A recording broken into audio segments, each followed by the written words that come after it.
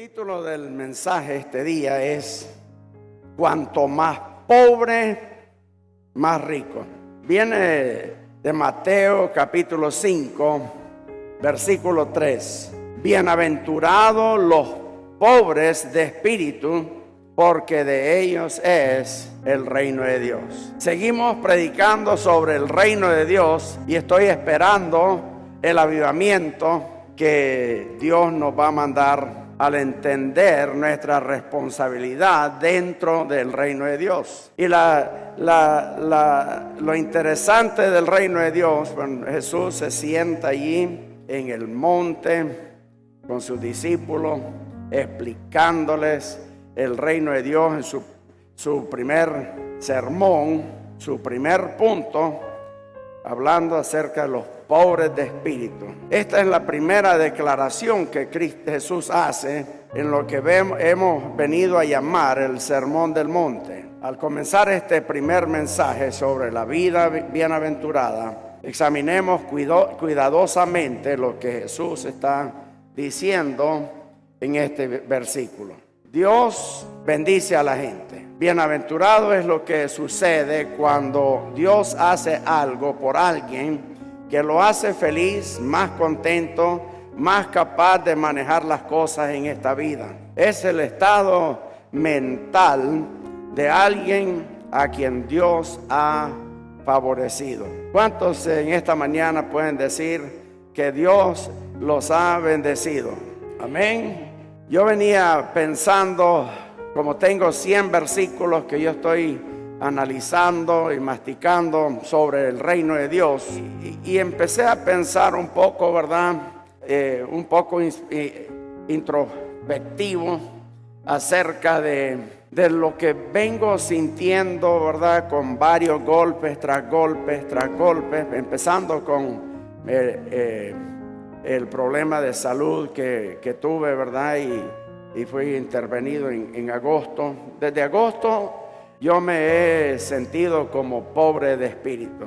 Aquí esta mañana, mientras el grupo de alabanza cantaba, en un momento le dije: Señor, si este soy yo soy el que siento que como que me está costando hallar fuerza.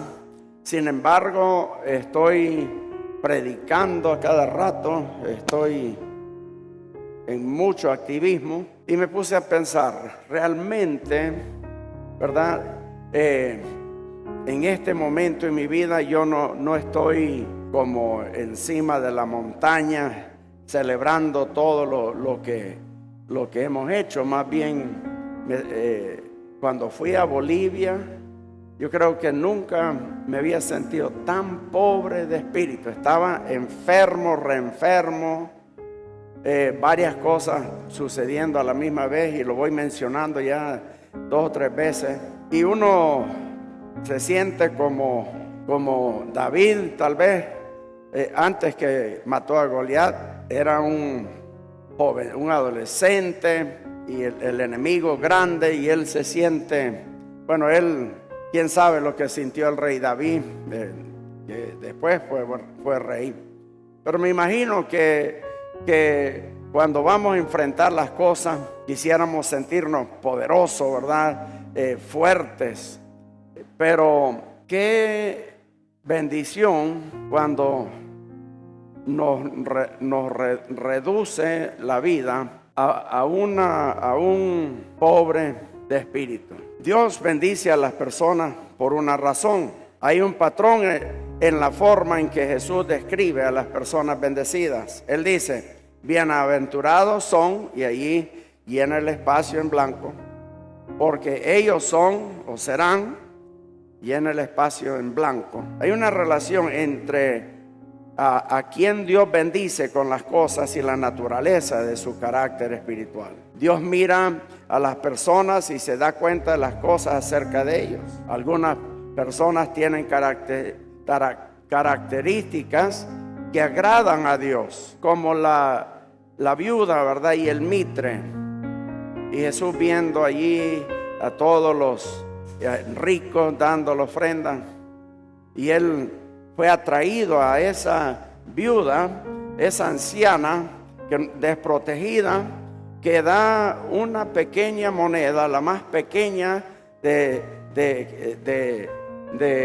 Israel, y ella va y ella, en lo que ella lleva, lo que es su tesoro, la única garantía que tal vez una migaja de pan iba a comer ese día, su única esperanza de poder resolver alguna cosita que ese mitre, esa monedita pudiera resolver. Y ella, a pesar de sus propias necesidades, va y entrega lo que tiene. Y Jesús dice, ella ha dado más que todos estos que han dado grandes ofrendas y con fanfurria, pasando para que lo vean, dando su ofrenda. En este caso, da el reino de los cielos como un favor a las personas que son pobres de espíritu. Y no estoy hablando de gente pobre que no tiene recursos, porque uno puede ser pobre de espíritu cuando tiene cáncer y tal vez tiene casas, terrenos, carros, dinero en el banco, pero ya sabe que se va a morir y puede ver de menos todo lo que tiene y ver hacia adentro y decir, yo necesito a Dios, lo necesito si me muero para estar con Él, lo necesito en vida para no tener sufrir mucho. Pero vemos aquí que Dios bendice a las personas que son pobres de espíritu. Por pobre nos referimos a alguien que no tiene absolutamente nada. Las personas que viven por debajo de la línea de pobreza no son realmente pobres, son modestos. La gente pobre no tiene nada. Son los mendigos que comen solo cuando alguien les da algo de comer ese día. Aquí nuestro equipo de multimedia saliendo en la noche para darle de comer a los indigentes. Gente que allí, si alguien no les da algo, van a dormir con el frío y el hambre y un pedazo de cartón ahí en la calle. Si pasan algunos días sin que nadie les dé de comer, mueren. Y eso es ser pobre. En espíritu se refiere a la actitud y disposición de alguien hacia Dios. Cuando se dice que una persona tiene un espíritu de lujuria, queremos decir que la persona ha rechazado a Dios como fuente de felicidad y se está manifestando en la gratificación sensual. Cuando se dice que una persona tiene un espíritu de paz, queremos decir que la persona confía en Dios para su protección y se manifiesta en la forma en que la persona mantiene la calma durante una crisis. Por lo tanto, los pobres de espíritu son aquellas personas que acuden a Dios por necesidad de que Él les dé lo que necesitan para la vida. De la manera en que ellos lo ven, si Dios no llena su espíritu, ellos no serán llenos en absoluto. Sus vidas están en Cristo Jesús y nada más. Como los cristianos en países donde los persiguen, que les queman las casas, y ahí están ellos sin comida, sin ropa, sin casa, o los esclavos en Pakistán. Por lo general, los esclavos en Pakistán están haciendo ladrillos. Ellos deben alguna cantidad de dinero y ellos allí en su pobreza esclavizan a toda la familia y la familia tiene que trabajar. Ellos pudieran rechazar el cristianismo y hacerse musulmán y la deuda ya no los pueden tocar, pero como cristianos ellos están allí y sus hijos, y pasa la deuda a los hijos y a los hijos, y ahí ellos reciben alguna remuneración por hacer los ladrillos o hacer el trabajo, pero cuando se lo dan le descuentan lo que come la familia, la chocita que les dan donde vivir, y cuando queda ya para pagar la deuda, les queda centavos y se quedan sin comer, esclavizados. Hay un hermano en Iowa que Dios lo está usando para liberar a esta gente. Por lo general, una familia se puede comprar con $300, de ahí les paga 6 meses de ofrenda, $50 mensuales, con eso viven, para que ellos se vuelvan a adaptar a vivir, ¿verdad?, en el mundo porque adentro como esclavos abusan de ellos, los matan si quieren, los golpean, los maltratan, los ultrajan. Y alguien les preguntó a estas personas: ¿y por qué?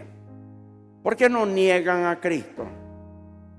Y así se acaba su deuda, se hacen musulmanes y al año después ustedes pueden volver a recibir a Cristo. Y estos cristianos vieron al periodista que lo estaba entrevistando y dijeron: nunca lo haríamos. Mucha gente del cristianismo light hacen cualquier tipo de pecado en la semana y después vienen a pedir perdón, pero esta gente ama tanto a Dios que es algo inconcebible que ellos digan: yo quiero salir de la esclavitud, mis pobres hijos están sufriendo, voy a negar a Cristo. A mí me enseña mucho esa escuela de Pakistán. Cuando hablamos del reino de los cielos, nos referimos al Espíritu Santo que entra en el creyente. En el reino de Dios, en Mateo capítulo 13, aquí lo voy a resumir un poquito,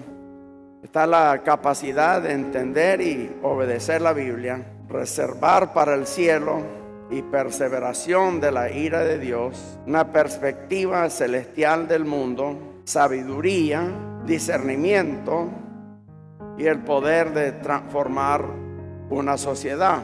El reino de Dios nos ofrece estas cosas. Cuando Salomón se convirtió al rey de Israel, Dios le ofreció todo lo que quisiera. Y en lugar de riqueza y poder, Salomón pidió sabiduría. Dios le concedió su petición. Sin embargo, con la sabiduría llegó a tener todo lo demás. Así es como funciona para los pobres de espíritu. Al depender de Dios para todo, a los pobres de espíritu se les da el reino de Dios. A las personas que dependen de Dios para que les dé vida, se les da el reino de Dios.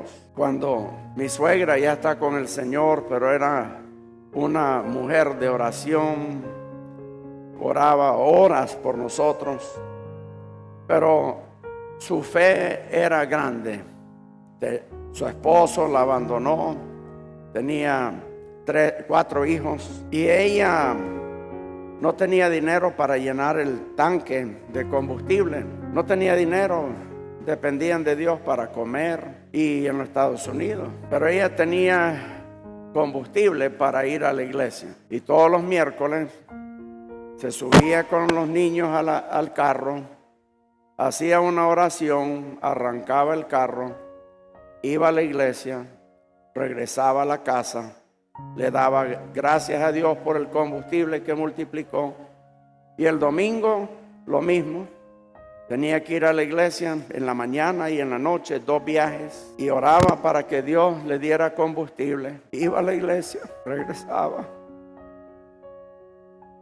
Mis abuelos eran hombres, eran pastores de fe, y Dios les multiplicaba la comida, les multiplicaba. Una vez mi abuela fue a una tienda y ella dijo, tenían 8 hijos durante la depresión en los Estados Unidos, la Gran Depresión, y ella puso todo en su canasta, lo que ella necesitaba, y dijo: Señor, yo no voy a volver a poner esto aquí. Tú sabes que no tengo ni un centavo en mi bolsa, en mi cartera. Tú vas a tener que proveer y no sé cómo, pero yo por fe voy a ir a pagar. Camino a pagar, encuentra unos billetes en el suelo que terminaron siendo exactamente la cantidad de dinero que ella necesitaba.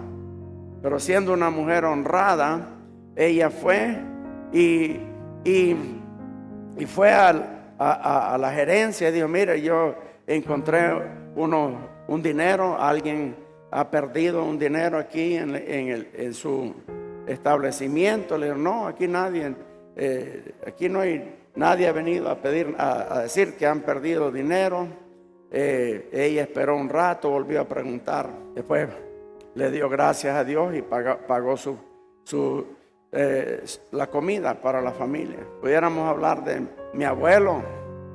Iba a predicar una campaña y en medio del desierto de Oregón se le para el carro. Él deduce que no tiene combustible.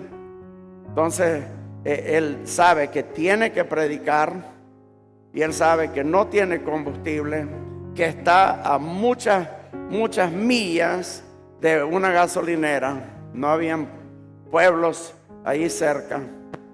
Entonces puso las manos en el carro, oró, se subió, arrancó y se fue. El carro, cuando llega a la gasolinera, él entra y lo estaciona enfrente de la bomba. Le dice allí al que le va a ayudar: mire, lléneme el tanque. Lo va a llenar el tanque. Viene el Señor y le dice: si yo con mis propios ojos no lo miro estacionar este carro aquí, yo no creyera que este carro pudieran encender, mucho menos estacionarse aquí en mi gasolinera. Le digo: ¿por qué? Que la línea del combustible está cortado en dos y es imposible que llegue combustible al motor. Sin embargo, eso es lo que es ser pobre de espíritu. Hay gente que es pobre, pero están enojados con Dios. Hay gente que es pobre, amargado de la vida. Hay gente que es pobre, que mira a todos los demás, los que tienen algo, los ven con desprecio porque ellos tienen y yo no tengo. Dios no puede bendecir eso. Ya ahí es pobre de espíritu y pobre en riqueza. Nosotros dependemos 100% del Señor. Usted puede ser pobre en este instante. Usted puede decir: Señor, te voy a dar todo mi tiempo. Gran regalo. 168 horas por semana. Ahí no tiene que reclamar sueño ni horas extras. Oh Señor, te quiero dar todo mi tesoro. Bueno, ahora va a comprar con cartera ajena, porque ese dinero que usted pensaba que era suyo, ya no es suyo. Usted simplemente es un administrador en el reino de Dios. Y ahí ese talento, por lo menos yo puedo hablar inglés, voy a ir a trabajar en un call center. Soy ingeniero, soy médico, pero si usted le da su talento. Por eso muchas veces decimos: dele su talento, su tesoro, su tiempo al Señor. Que Dios que solo sea un administrador eso es ser pobre de espíritu. Llegar a apreciar tanto estar en la presencia de Dios que no escatimamos nada más que estar con el Señor en el reino. Aquí en esta vida vivimos en el reino de Dios, y en la venidera no hay nada que hagamos en esta vida para el Señor que va a hacer que nos sintamos, que nos arrepintamos en el cielo por haber hecho para el Señor. Hay tres maneras en que se manifiesta la pobreza espiritual. Uno, dependencia diaria de Dios. Cuando los israelitas salieron de Egipto, se llevaron consigo la riqueza que Dios les permitió tomar como botín. Sin embargo, con todas las cosas que se consideran de valor monetario, porque se acuerdan que los egipcios le regalaron a ellos sus tesoros, salieron ricos de tesoros, pero no tenían la capacidad de alimentarse o beber por sí mismo en el desierto. Ninguna cantidad de dinero puede ayudar a alguien que no tiene comida ni agua. Eran ricos en efectivo, pero indigentes de por vida. Si iban a vivir más de unos pocos días ahí en el desierto, Dios tenía que proveer para ellos.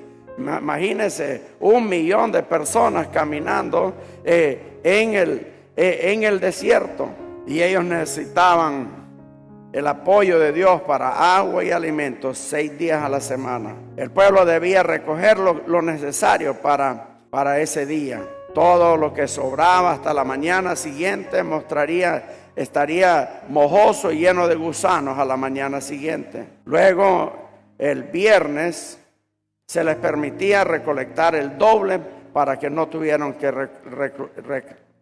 recolectar nada el día sábado. De esa manera, Dios estaba enseñando a la gente a depender de Él para sus necesidades diarias. La provisión de Dios para los israelitas es una ilustración para nosotros que seríamos pobres en espíritu. Que Dios quiere que acudamos a Él para nuestra realización espiritual todos los días. Que Él no nos permita llegar el domingo ni ningún día y luego poder pasar el resto de la semana sin necesidad de Él. Dios nos permite obtener el doble de Él el día antes del día de descanso. Y por lo general, pues viernes termina la semana laboral o sábado a mediodía, y allí nosotros descansamos de nuestras labores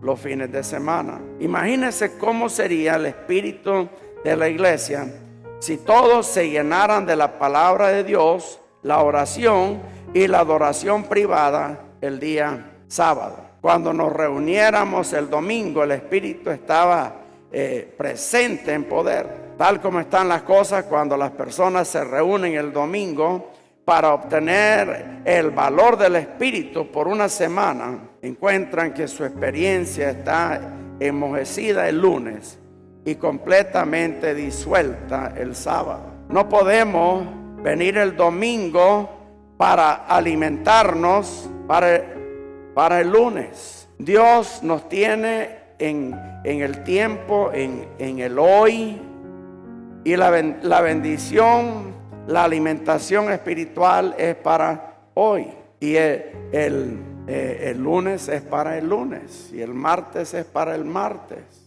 el miércoles. Si nosotros pensamos que venimos a recibir el domingo y eso va a dar suficiente para la semana, allí lunes ya aparece con gusanos y enmojecido la bendición del domingo. Ni nos acordamos qué se predicó, qué se habló, cómo se sintió, porque ya estamos en el diario vivir del lunes. El Señor quiere que nuestra dependencia, nuestra hambre, nuestra sed, yo digo, ¿verdad?, que el marcador en nuestra vida, tenemos el marcador de hambre y sed del Señor. Usted puede saber que anda mal, ¿verdad? Yo me subo al carro, lo arranco, espero a la cuenta así de 20 segundos, 30 segundos para que el turbo accione, para no arruinar el turbo. De allí yo veo los marcadores, tengo combustible, tengo la temperatura, cómo está la batería, estoy viendo ahí los marcadores, voy en el carro y voy a hacer los cambios, estoy viendo ahí el tacómetro para ver, y si ya voy a 2500 revoluciones, tengo que hacer el cambio. Tengo 6 velocidades en el carro, y según la velocidad, la inclinación y todo así, pues tengo que hacer los cambios, y así vamos en un carro, en la vida igual. Esta semana pasada, hermano Pascual andaba el carro, un pickup nuestro, y de repente se le quedó al carro. Me llama, porque tenemos una regla: si se calienta un vehículo, se para, se llama la grúa. Es más barato pagar la grúa que reparar un motor que se ha fundido. Entonces él llamó la grúa, lo llevaron al taller y descubrieron que una manguera se había roto, y esa manguera y que el marcador no servía. Él no pudo, lo que paró el carro fue una protección que tenía cuando se le salió el agua, y por eso ella sola se apagó. Yo pensé que habíamos arruinado el motor, pero gracias a Dios, porque llamó la grúa y no intentó ver si llegaba, ¿verdad? Con 1 cuadra, 2 cuadras se puede fundir el motor, y descubrimos que solo cambiamos la manguera, y ahí anda el resto de la semana dando vueltas. Así somos nosotros. El marcador de su espíritu, su vida espiritual, es hambre. Si usted no quiere leer la Biblia, usted no quiere congregarse, usted no quiere orar, ya es una señal. Su motor está o fundido o a punto de fundirse. El Espíritu Santo en el reino de Dios le habla, y si usted no se fija, y usted dice: no, yo solo quiero religión, voy a ir a la iglesia para sentirme bien, voy a ir a la iglesia para escuchar la música, estar un rato, y con eso me basta, y ignora el marcador, va a terminar como muchos allá en el mundo sirviéndole al diablo, porque ignoramos los marcadores. No podemos hacer mucho en nuestra propia fuerza. Lo que hacemos en el Espíritu es 1000 veces más efectivo, más poderoso de lo que podemos hacer en la carne. Es de extrañar que las congregaciones pentecostales se den cuenta de que Dios está ausente en sus servicios. Dios quiere que dependas de Él todos los días. Él te llenará todos los días con lo que tu espíritu necesita para ese día, y nada más. Ya que te llena por el día, entonces obviamente es necesario venir a Dios para sus necesidades espirituales todos los días, sin importar cómo te sientes. La segunda cosa, dependencia disciplinada de Dios. El 6º capítulo del libro de Daniel nos describe la vida de un creyente disciplinado en Dios. Daniel era muy pobre de espíritu. De otra manera, cuando oíamos hablar de él por primera vez, era un joven que había sido llevado cautivo a Babilonia junto a muchos otros israelitas. Más tarde Daniel fue elegido para convertirse en el siervo del rey. Por lo tanto, se puede ver que era realmente pobre, totalmente dependiente del rey. Era tan dependiente de Dios que acudía a Dios durante todo el día. Su necesidad de Dios era tan grande que los funcionarios celosos del reino sabían que Daniel nunca abandonaría su hábito de oración. Entonces estos funcionarios convencieron al rey para que aprobara una ley que prohibiera a la gente orar a otros dioses que no fuera el rey durante 30 días. Tal como pensaba, Daniel subió a su habitación como siempre y lo hacía. No iba a dejar de depender de Dios. Como ustedes saben, Daniel fue castigado al ser arrojado a los leones hambrientos, pero los leones ni siquiera lo tocaron. Sin embargo, el pueblo que se opuso a Daniel fue devorado y despedazado cuando el rey se dio cuenta de que Dios había favorecido a Daniel. La vida de oración de Daniel es la de alguien que es pobre de espíritu. Venía a Dios en oración privada 3 veces al día. Daniel oró mirando hacia el oriente, mirando a la ventana hacia Jerusalén. Daniel oró mientras estaba de rodillas. Por supuesto, Daniel es solo una buena ilustración para nosotros, si se puede aprobar o si se puede probar que se le dio el reino de Dios. Obviamente, después de leer el libro de Daniel, vemos que Dios le mostró el fin del mundo. Dios le dio tanta sabiduría y Daniel podía interpretar los sueños y gobernar el país. El hábito y el corazón se manifiestan en la vida de devoción de alguien que es pobre de espíritu. Esto es lo que está sucediendo en la persona espiritualmente empobrecida cuando él o ella viene a Dios. Ven una necesidad o una crisis y inmediatamente se acercan a Dios con ella. Esperan que Dios regrese para que su salvación sea completa. No tienen nada de valor en esta vida, así que esperan con ansias la próxima vida. Son humildes ante Dios, se acercan a Dios no como hijos exigentes y malcriados, sino como siervos humildes que no merecen nada más que confiar en la bondad del Señor. El reino de Dios es dado a los pobres de espíritu, personas que son disciplinadas en venir a Dios con sus necesidades para vivir. El reino de Dios solo llega a las personas cuya necesidad de Dios se traduce en una vida devocional disciplinada. Y eso significa venir a Dios en adoración privada todos los días. La adoración privada implica el estudio de la Biblia, el examen de su vida ante Dios, la oración por las necesidades, la intercesión por aquellos a quienes debe ministrar durante su vida. Eso significa que tienes que ajustar tu estilo de vida para que tu tiempo con Dios sea significativo. Es posible que tenga que acostarse más temprano para poder levantarse más temprano. Es posible que tenga que guardar su dispositivo con más frecuencia. Esto significa que es posible que tengas que asumir más responsabilidad por tu vida y por la obra de Dios. Los ministros a veces discuten la mejor manera o la forma correcta para orar. Se dice que la mejor manera es con manos juntas y dedos hacia arriba. Otro dice que la mejor manera es de rodillas y hacer callos en las rodillas. El tercero dice que la mejor postura es postrarse en el suelo.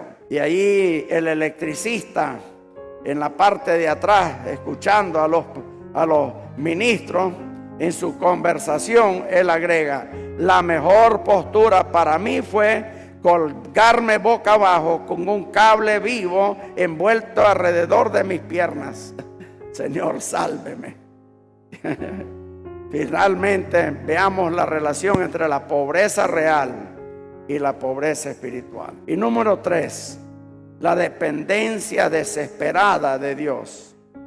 En el 10º capítulo de Marcos se nos habla de un joven rico que se acercó a Jesús para averiguar qué más tenía que hacer para heredar el reino de Dios. Uno se siente tentado a preguntar qué más necesitaba. Era joven, era rico, era influyente, era justo. Entonces, ¿por qué necesitaba hacer la pregunta?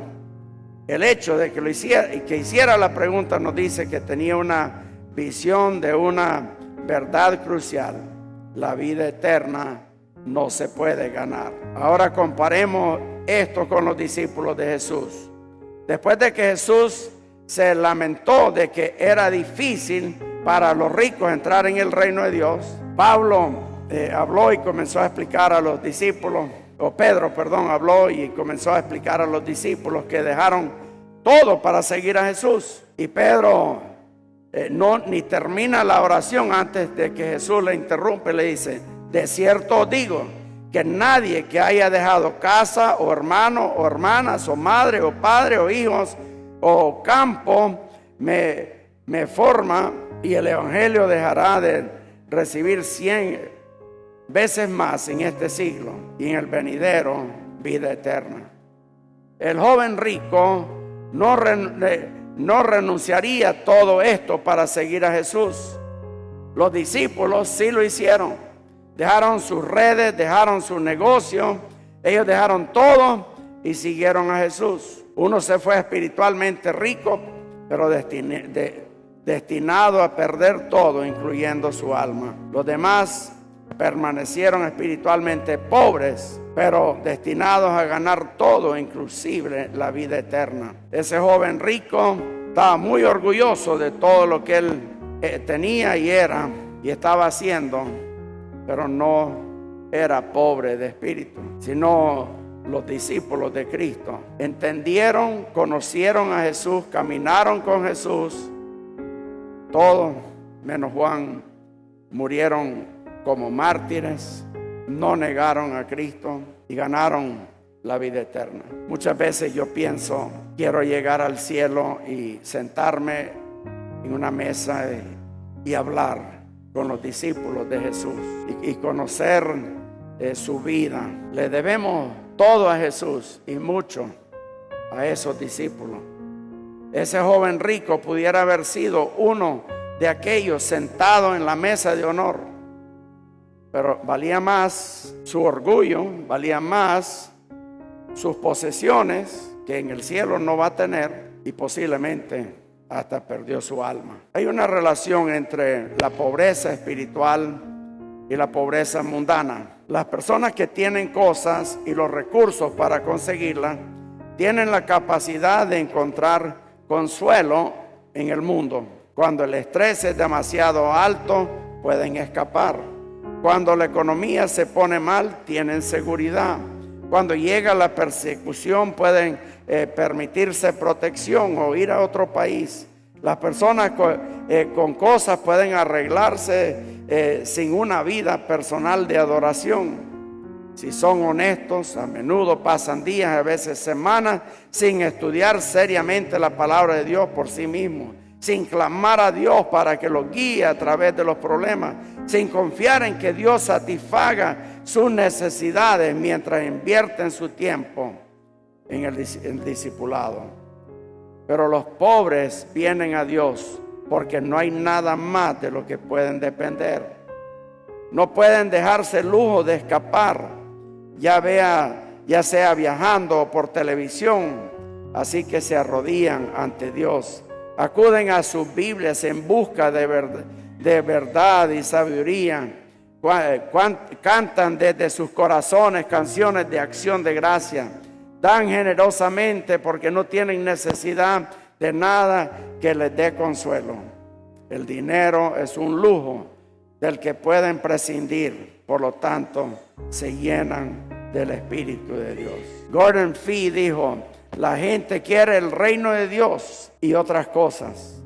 Son las otras cosas las que adquieren permanencia. No vas a experimentar el reino de los cielos rodeado de comodidades y escapes mundanos. Se necesita una persona muy disciplinada para estar rodeada de juguetes y placer y que aún pueda llevar cada problema a Dios en oración. El estrés y el desafío deben llevar a las personas a Dios, pero si tienen cosas que les consuelen, se volverán a ellas.